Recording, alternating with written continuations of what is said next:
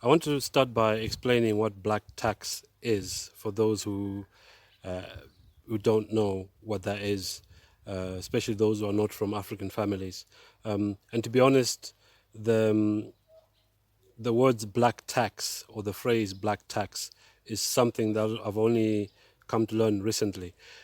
That's not to say uh, that I wasn't doing what is considered to be a black tax, that I wasn't contributing money that is considered to be black tax. But let me just explain what black tax is.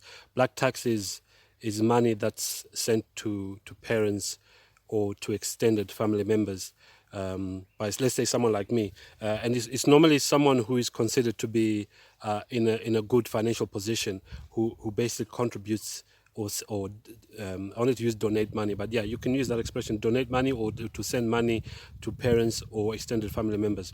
It's someone who's thought to be doing well financially, and a lot of the times it's someone who has gone from from Africa to a European country, because there is this um,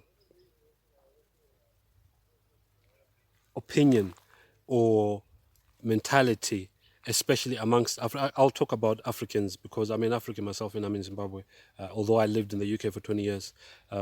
Is that there's a perception that when you go from, let's say, Zimbabwe to the UK or to Canada or to America, it's thought that you are doing better because you are in a European country, which is not necessarily the case, especially over the past few years. Because I know for a fact that in Canada, and I'm wearing a Canadian hat. This was bought for me by my brother-in-law. I've got lots of Canadian caps, but they were bought for me by my in-laws. Um, so I've never actually been to Canada. I've been to the States, but I've never been to Canada. But I know from watching, from doing my own research, from watching videos, that Canada it's not easy being in Canada. It's actually very expensive in Canada, and I even know that there are some, immigrants, especially even Africans, who have gone to Canada and have ended up staying in tents. I was even watching a video the other day about that, and I know that there are a lot of white Canadians who are struggling financially. I've seen white Canadians, crying in their cars because they say that they can't afford to live, because when they get paid, all their money goes out to pay for expenses, whether it's paying for a car that they bought on finance, or paying for rent, or paying for their mortgage. And some of them are working 2 or 3 jobs, and they're still struggling. So, and of course, the young ones who've just left college or university, who perhaps have got jobs, but they can't see themselves ever buying a house because houses are so expensive. So perhaps there was a time when it was true that if you left a poor African country and went to, let's say, the UK or Australia, America or Canada or New Zealand, you'd do better there. But that's not necessarily true for everyone. Things are really tough right now. I mean, even in the UK, even when I was in the UK, actually, around the 2012 period, I started seeing a lot of shops closing, because there was actually a time when I worked as a town centre officer in a place called Basingstoke, in the south of England, and there was a shopping mall where our office was based, and I could see a lot of shops closing, and it actually has been getting steadily worse and worse over the years. So things are really tough right now. But just getting back to the issue of black taxes, it's this money that you send to your parents, or to relatives, especially when you are in a European country, because everyone thinks you're doing well there. But like I've already said, without having to repeat myself, that's not always true. Because what can actually happen is that you can be sending this money to your parents or relatives, sometimes even to siblings, and then you remain with nothing. So I'm just explaining why I stopped paying black tax, and just to mention maybe 2 or 3 reasons why, uh, and then I'll maybe give a little background as to how I grew up and what kind of person I was when it comes to the issue of money. So my first reason for stopping the payment of black taxes, I never signed a contract with anyone. I did not sign anything.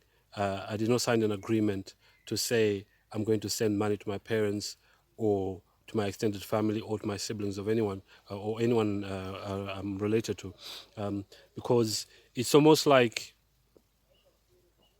you've got no choice. It's you haven't signed anything, but you've got no choice. You have to do this because this is what is done in Africa or by Africans. You have to send this money. So yeah, I was just explaining. I've not signed a contract with anyone, so I'm not obliged to do anything for anyone. And I said I'll give a background as to how I used to be when it comes to money and with giving money to family members or relatives. But another reason is that I've learned more recently in the past few years is that I this is my personal opinion. I don't think anyone appreciates it really. They may say thank you when you send the money, but what I've noticed is that as soon as you have a disagreement with your parents or whoever you were sending money to, it's like they forget everything that you've done for them in the past. And in my particular case is my dad actually abused me and my wife verbally. He told me and my wife to go to hell, and he also abused my wife and myself in a different way. Before that, he abused my wife, and then eventually sent me a text message telling me and my wife to go to hell. And I used to send my parents money every month. It wasn't a large amount of money, but you have to bear in mind that I also have my own expenses. That's another reason as well. Third reason why I stopped paying black tax. I've got my own life, and my duty as a husband and a dad, my duty is to look after my wife and my children first and foremost. And I actually also, one of the things that upset my dad is that I actually said that my wife comes first. Yes, my wife comes first before my parents and before my siblings and before anyone else, with God being the ultimate number one person in my life. And after that is my wife and my children. So, like I was saying, I've got my own expenses, so I can't be put in a position where I'm made to feel like I'm obliged to send someone money. So I was explaining that it's not even appreciated in the real sense of appreciation. It's not appreciated because as soon as you are perceived to have done some wrong, it's like those same people that you used to send money to, they start attacking you. I mean, one of the things that actually happened is when I fell out with my parents, and I mentioned my dad, how my dad was abusive to me and my wife, but my mom was there supporting my dad, even though she knows my true colors and she herself has been a victim of domestic violence and domestic abuse for over 50 years. She still supported my dad and basically made accusation against me and my wife to make it look like we had done something wrong. So it's not. Yeah, what I wanted to mention is that my mom actually, I was told by my cousin that my mom is actually going around telling relatives that I'm mentally ill, because I fell out with my parents, because I fell out with her and my dad. So, I mean, to me, that's a sign. You can those who are watching, you can have your own opinion and your own perspective on these things, but I don't think that it's really appreciated. I know from watching videos on YouTube and learning of the experiences of other people, especially I'm talking about mainly Africans, is that there's a tendency sometimes by those who are paying black tax, is that they will. Even a few days ago, I was watching this lady.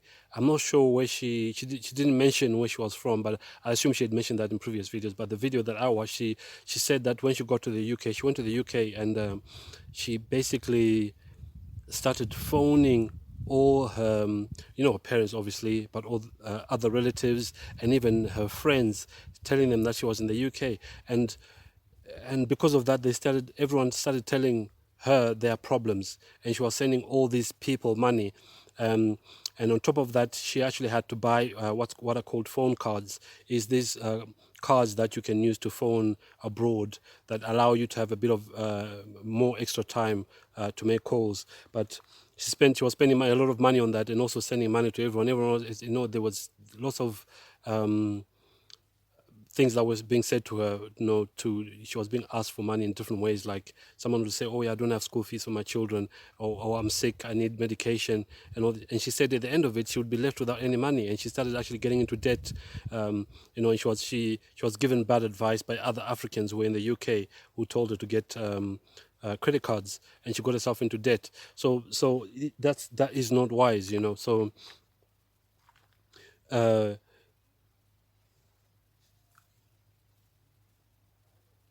so I was saying that I'm going to give a bit of background as well to how I grew up in terms of the issues of money and finance. With me, God gave me this gift of being able of being very sensible with money. From the time, even as a child, even when I was in primary school, I used to save money. And I mentioned this in my testimony for those who haven't watched it. But what used to happen sometimes is that my parents had a car, but they wouldn't always drop us off at school. Sometimes, especially when I was in secondary school, I remember that very clearly. But in primary school, I think we used to get. My parents actually never gave us pocket money per se. The way I was able to save money was because if, for instance, I was supposed to get a bus ride, to take a bus to school, I would sometimes actually walk. And when I think back now, I think I even said to my wife, I said it was actually quite a long way to walk to school, but I don't remember ever complaining about walking. So my brother actually, who my younger brother who's in Canada right now, we actually sometimes used to walk together, and then sometimes on our way to school would go past a friend's house and then walk together to school. And so what I'm trying to say is, the money that I was given by my parents to get a bus ride to school, I would actually save that money. Not all the time, but sometimes I'll get a bus, yes, but sometimes I'd walk to school. I'll save that money, and what would used to happen sometimes is that because I used to, I used to have faith in my parents at that time. I was very naive and very trusting when I was growing up. I used to tell, especially my mom, because I never really used to talk to my dad. My dad never really used to talk to us when we were growing up, and even as adults, the communication that used to happen with my dad was that it was very aggressive communication, where it was most of the time it was him demanding either money or material things from me. I'll talk about my personal experience with how I grew up, or how I grew up, and also how I was treated as a grown man and as a married man in my own house with my wife. Is that most of the conversation with my dad, specifically with my mom being there in the background, enabling him, was that he would be demanding money and demanding that we do such and such, that you should start taking care of your brothers, you should be buying clothes for them, you and your wife should be doing this for your brothers. And what shocked me was that none of this was mentioned when I was growing up. It only started being mentioned when I was a grown man in my own house with my wife, that I was supposed to be taking care of my siblings, which was foreign to me, because when we were growing up, my dad always used to say that we should go to church, and he never used to go to church with us, which is something else which I think is hypocritical. He used to go drinking with his mates and his girlfriends, but we only used to go to church with my mom and my siblings. But so I was just explaining that when I used to save money, if I managed to save, let's say, $5, and I'm talking about Zimbabwean dollars, when the Zimbabwean dollar was still quite strong, was a strong currency, I would then tell my mom, sometimes maybe in the hearing of my siblings, but my siblings were not the problem. The problem was my mom, that if she knew I had money, she would then ask me for money to say, I want to buy some vegetables or I want to buy some meat. And she would say, I'll give you back at such and such a time. And this happened on a number of occasions. Can't remember exactly how many times, but she would ask me for money and wouldn't give it back. And I remember one specific time. This is I'm talking about. This happened to me when I was a child, when I was still in school, a school going age. One of the times my mom asked me for money, promising that she would give it back at a certain time. And when she didn't give me back my money, and then I asked her, I said, "What's happening with my money?" You said you're going to give it back to me. Up to now, I can remember. We used to speak Shona at home, even though my dad is in Ndebele, my mom is kind of like Shona. We used to speak Shona, even though they say you should speak your dad's language. But in Shona, she said to me, "Urikuidi," which means, "What do you need it for?"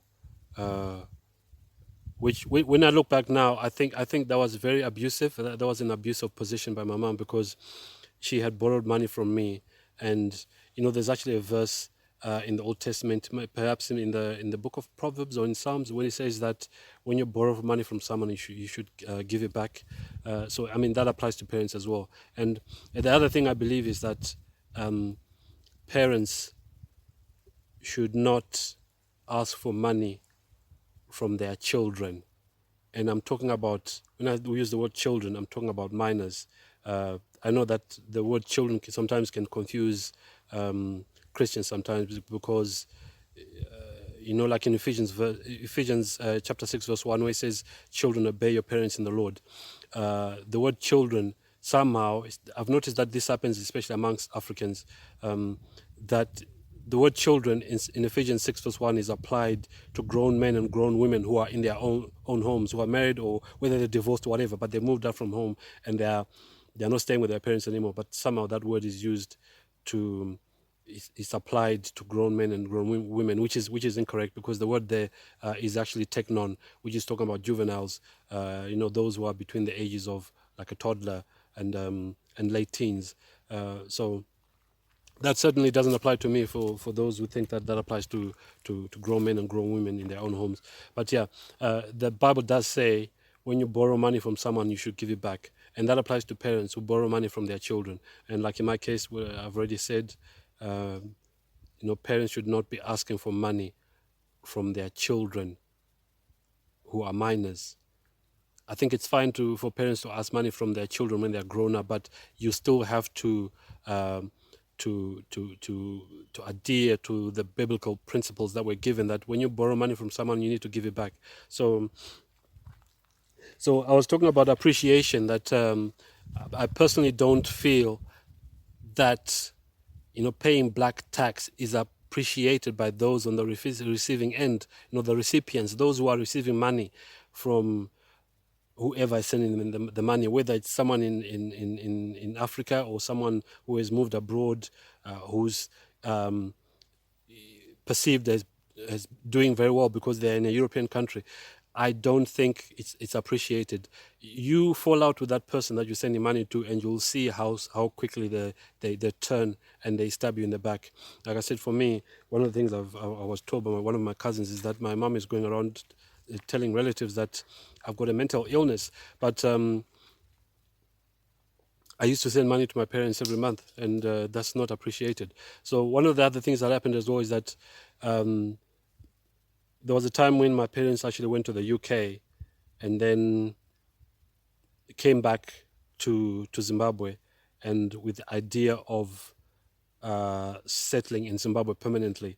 But things didn't work out. One of the things they did is that they bought a small car, and they also bought a minibus.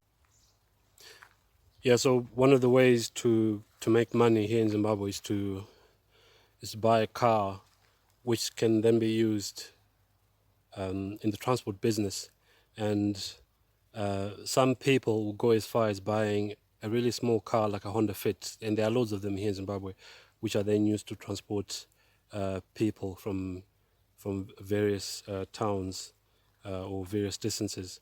And But the point I was making is that so my parents bought a minibus and a small car, and the small car was basically for them to use personally, but the minibus was supposed to be used to transport people and to make money that way. And from what I remember, the minibus broke down. And by this point, I had gone to the UK.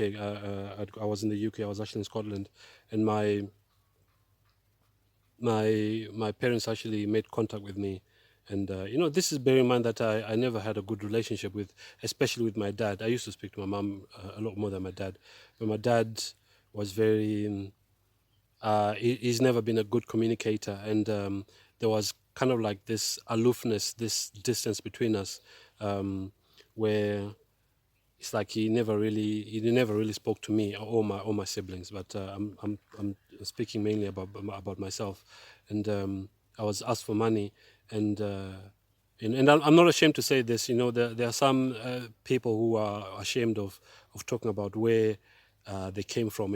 Some of the jobs that they used to do in the past. I was, at this point, I was actually working at McDonald's in Glasgow, and so for those who know, um, McDonald's doesn't pay very well, unless you're a manager, unless you got a good position. But if you're just a low down person, and I think I was called a crew member at the time, so I used to, cook food and clean and stuff like that, and so I wasn't earning a lot of money.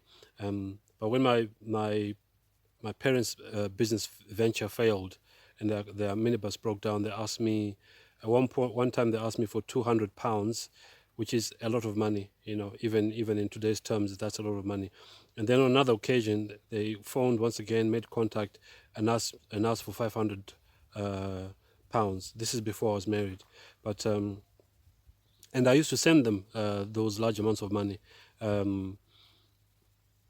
but what then happened is that I got married, and for everyone who's married, unless maybe you're not following biblical principles and you're still putting your parents first and neglecting your own wife and your own children, perhaps you don't do that. But with me, um, I actually, I don't spend money on, I don't spend on a lot of money without basically communicating with my wife. I don't take large amounts of money from my account or from our account or joint account and go and spend it on something large without talking to my wife first. So you have to agree with your wife, otherwise you're just going to have a war at home.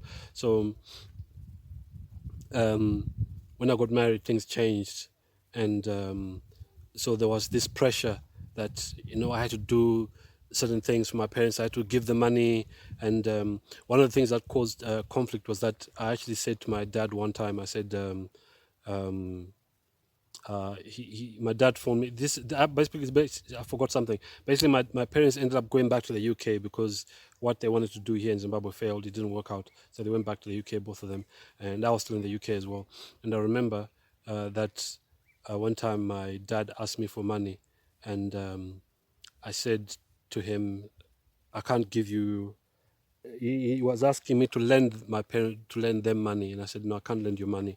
And when my dad said, "Why?" I said, "Because when I lend you money and you say you're going to give it back to me," I said, "You don't." And I gave an example of what happened to me when one time my mom asked me for £100, saying that she was going to give it back to me. But then when that time came around for her to give me back my money that she had borrowed from me, she said, "Oh, that money that I borrowed from you, I can't.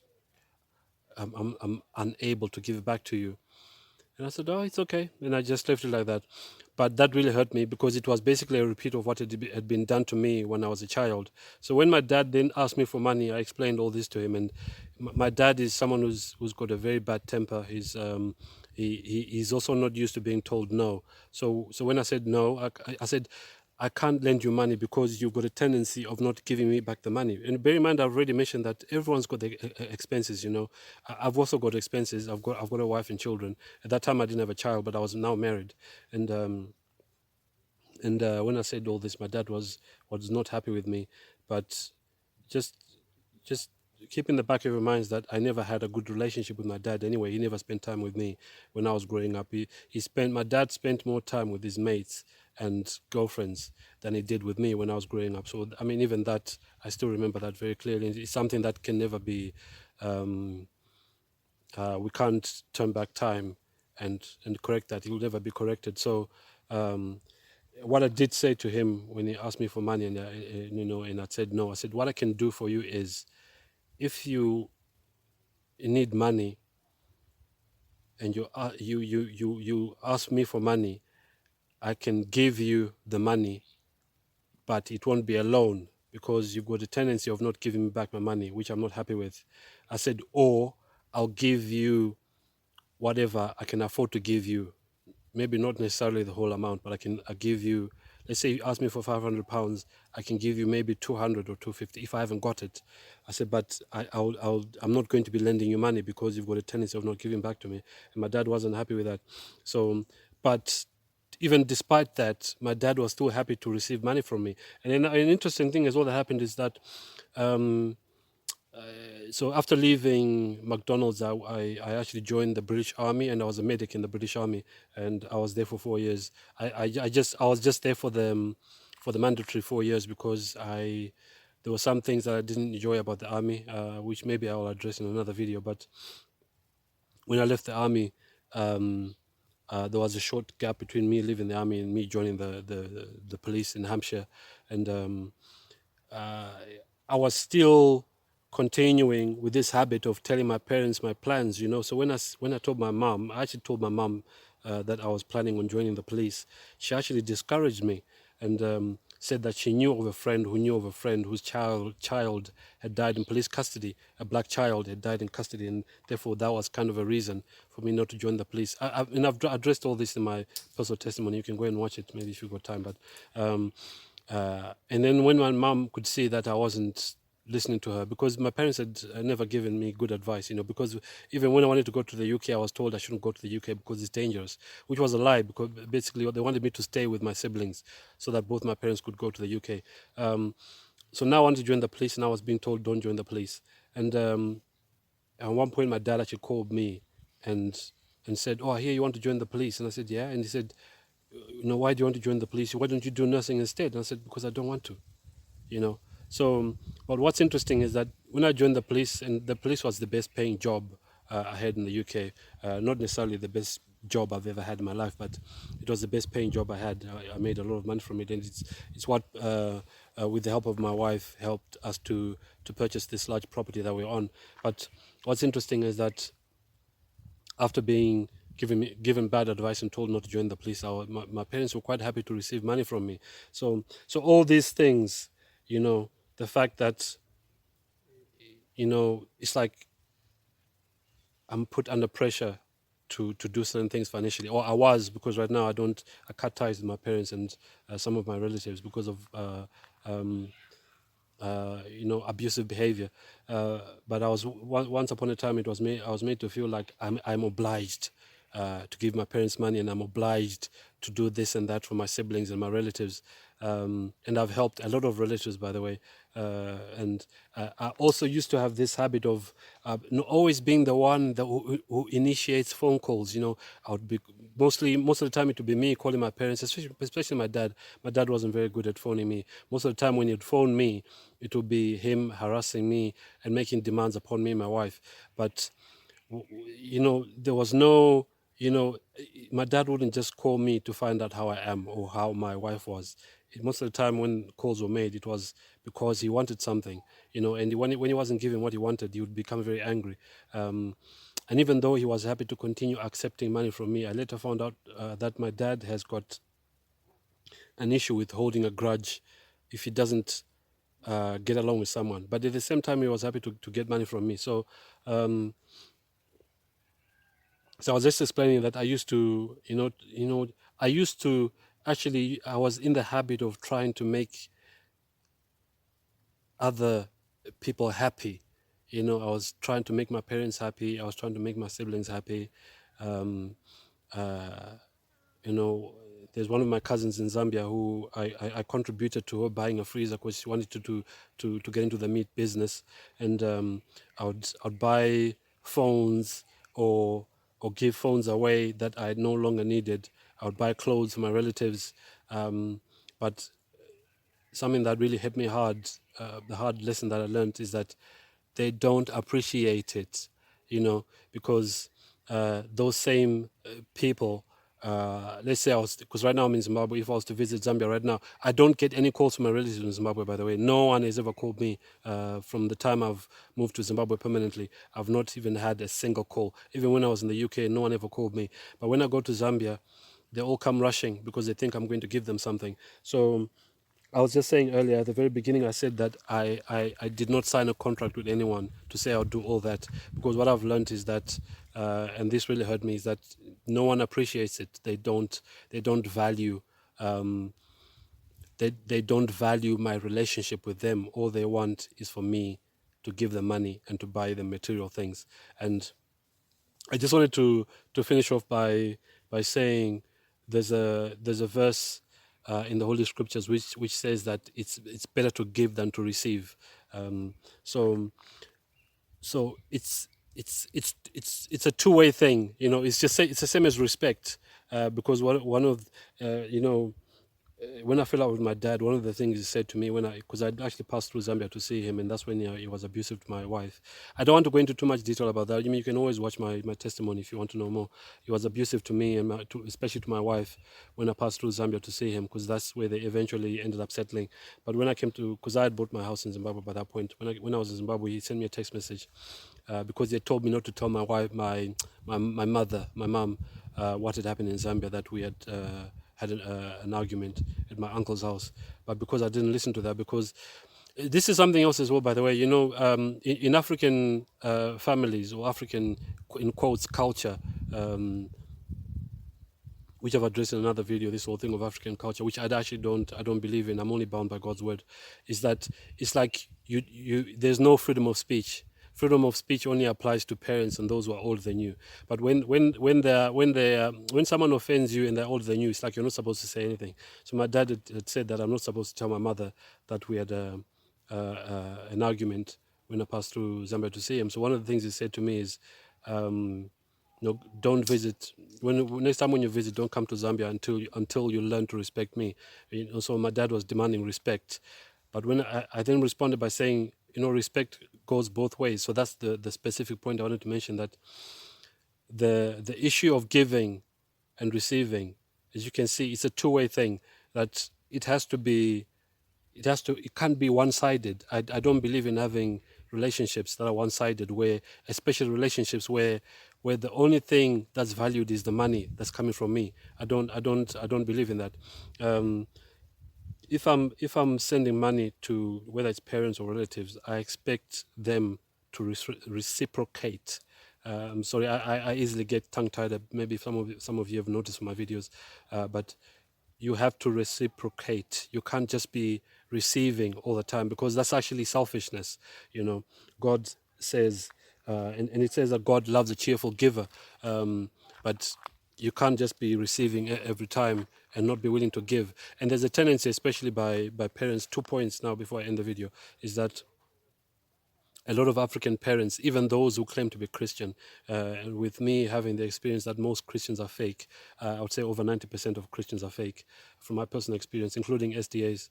There's a tendency by African parents to treat their children like investments, and that would be true in my particular case. Is that I was treated like an investment. My eyes were only open to this very late on, and it's one of the things I discovered when I fell out with my parents, is that everything that I had done didn't matter. And in fact, at one point, my mom actually said, "You're not allowed to mention that. You're not allowed to mention what you've done for your parents." But somehow it's okay for them to say what they've done for me. So the point I wanted to mention maybe 2 or 3 points before I finish. One of them is, I've already mentioned, is that there's a tendency by parents to want to treat their children like an investment or private property, that they can do whatever they want with you without any repercussions. But I'm not anyone's private property. I belong to God. Christ is the only one who died for me. And yeah, there's this whole thing that it's almost like a tactic to that's supposed to intimidate you or manipulate you, that if you don't do this, if you don't do what your parents say, even as a grown man and a grown woman or a grown woman in your own home, they say that things won't go well for you. No, things won't go well if you don't do what God says. Don't be intimidated by people who tell you that things won't go well for you if you don't do what your parents say. When it talks about, when the fifth commandment talks about honoring your dad and your mom, I actually don't like using the word father, because Jesus said there's only one father we have, and he's the one in heaven, and that's from Matthew 23 verse 9, somewhere around there. We should only call God our father. It's not true that if you don't do what your parents tell you in your own home, that things won't go well. So I was talking about the issue of honoring our parents, is that the parents also have to be godly as well. They should not be abusive, narcissistic parents like my parents. It's that sometimes what happens with so-called Christians is that they use the Bible to bash others. They'll pick and choose certain things from the scriptures and say, you're supposed to be doing this, you're supposed to do this for your parents, or you're supposed to do this for so and so, but they forget everything else. That parents are not supposed to abuse their own children as well, and that even the very words that come out of our mouth should not be corrupt words. In other words, they should not be abusive or vulgar words that we use against someone else. But yeah, so that's what I wanted to share on the issue of black tax. I know I've gone on for quite a bit, but I had a lot to say. Maybe I might even think of some other things and do a part 2, things that I might have forgotten to mention in this particular video. But yeah, those are the things that I've learned that is taken for granted. You for those who are still paying the black tax and you've not had any issues with anyone, you just wait until you fall out with someone, and you will see how badly you'll be treated, and then you realize that it's not even appreciated anyway. And I'm not telling anyone not to help anyone. Like I've already said, it should be both ways. You should be giving and you should also be receiving. It should not be one-sided. And even if you've got relatives who are poor and they can't manage to give you anything, that's fine, but they should also show you love by even doing small things like communicating with you, phoning you and finding out how you are. Not only to come running because they know you're near, you've come from England or you've come from the US, and they think they're going to get something from you. Those are not true relationships. True relationships are ones that they continue regardless of what's going on. So even if for those maybe who have been deported from European countries and you come back with nothing, the same people that you used to send money to, they should still show appreciation for you and try and help you, and call you and find out how you are. It shouldn't just be about money. There's too much focus on money, and you know that God's word says the love of money is the root of all evil. But let me leave it there, because I think I've gone on for a bit too long. But it's just something for you to think about. Don't be naive like I was, thinking that if I'm nice to everyone will be nice to me. That was my way of thinking. But then I found out that it's not true. That's not human nature. Most people are evil and wicked, and they just want to suck others' blood. I know I said I'm going to end the video, but one last thing I wanted to mention is that I am not a donkey. I'm not here to work for someone else, regardless of what anyone has done for me in the past. I also have a life as well. I've got expenses, and one of the things that's been said to me by my dad was, one of the few times I spoke to him after we fell out, he said that he kept saying it's expensive. You say such and such is expensive. Medication is expensive. This and that is expensive. Life is expensive for everyone. We all have expenses. It's not. Anyone who thinks that the expenses of life only affect them is a very self-obsessed person and very selfish. Life is expensive for everyone. As long as you are alive and breathing, life is costly. It will continue to cost you until you go to the grave or until Jesus comes.